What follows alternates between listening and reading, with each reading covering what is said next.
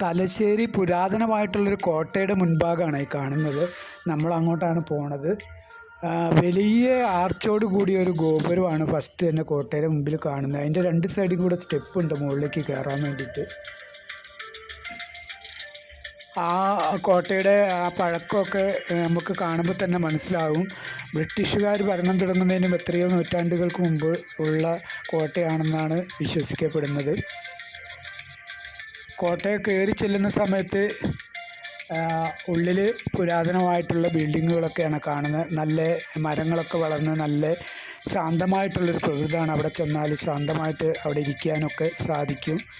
നമ്മൾ ചെല്ലുന്ന സമയത്ത് ഏതാനും സന്ദർശകരൊക്കെ അവിടെ ഉണ്ട്. നേരം ഉച്ച 2 മണി സമയത്താണ് നമ്മൾ ചെന്നത്. അപ്പോൾ അതുകൊണ്ട് ആളുകളൊക്കെ കുറവാണ്.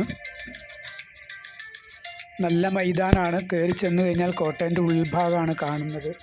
അതേപോലെ തന്നെ കോട്ടേൻ്റെ പടിഞ്ഞാറ് ഭാഗം തൊട്ട് ബാക്കിൽ കടലാണ്. കടലിന് അഭിമുഖമായിട്ടാണ് കോട്ടയുടെ പിൻഭാഗം ഉള്ളത്.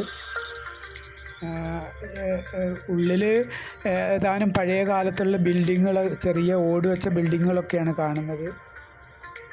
ആ കോട്ടേൻ്റെ ബാക്കിലുള്ള ആ കടലിന് അഭിമുഖമായിട്ടുള്ള സ്ഥലത്ത് കോട്ടേൻ്റെ തൊട്ട് ബാക്കിൽ കുറേ ബിൽഡിങ്ങുകളൊക്കെ ഉണ്ട്. അതിൻ്റെ തൊട്ട് ബാക്കിൽ കടലാണ്. അവിടെ നിന്ന് കഴിഞ്ഞാൽ നല്ല കാറ്റും നല്ലൊരു അന്തരീക്ഷമാണ് അവിടെ പോയിരിക്കാനൊക്കെ.